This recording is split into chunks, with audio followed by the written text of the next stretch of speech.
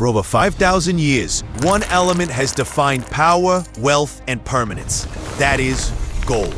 It shaped empires, started wars, and stood the test of time. It's not just metal. It's a myth, a standard, a legacy. It was the currency of kings, the prize of conquerors, and the foundation of entire economies.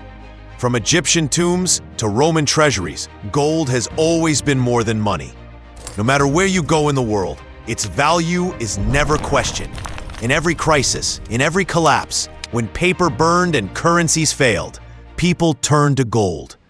Because when everything else falls apart, gold remains. But in 2009, the world changed. Out of the ashes of a global financial crisis, something unexpected was born. Not metal, not a coin, not even something you can hold, just code. Bitcoin, a decentralized digital currency with no borders, no central banks, and no vaults, just belief. A belief that maybe money could exist without governments. It promised a revolution, to be faster, freer, and fairer, to be the new gold for a digital age. But here's a question that divides economists, investors, and visionaries alike. Can Bitcoin ever replace gold as the most powerful financial force? In this video, we'll dive deep into history, psychology, and economics to understand if Bitcoin can ever replace gold, or is it just a bubble? To understand Bitcoin's challenge, you first need to understand what makes gold so powerful. The first and most important thing about gold is, it's real. You can physically hold it, bury it, transport it.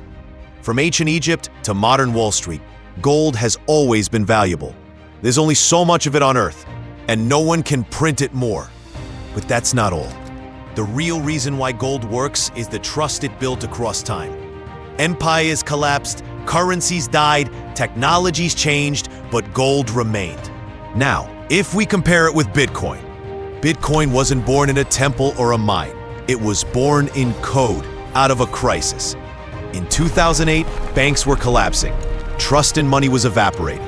Suddenly, a mysterious figure, Satoshi Nakamoto, released a white paper that said, "What if money didn't need governments, banks, or inflation?" and introduced a cryptocurrency named Bitcoin.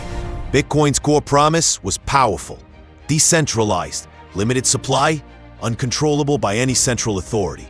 And for a moment, it did feel like digital gold. But that's where things start to fall apart. It's true that only 21 million Bitcoins will ever be mined. But scarcity alone doesn't equal value. Here's the difference. Gold is scarce and has intrinsic utility. It's used in electronics, jewelry, and aerospace.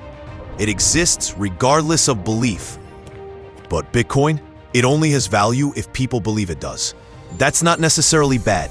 Most currencies work this way.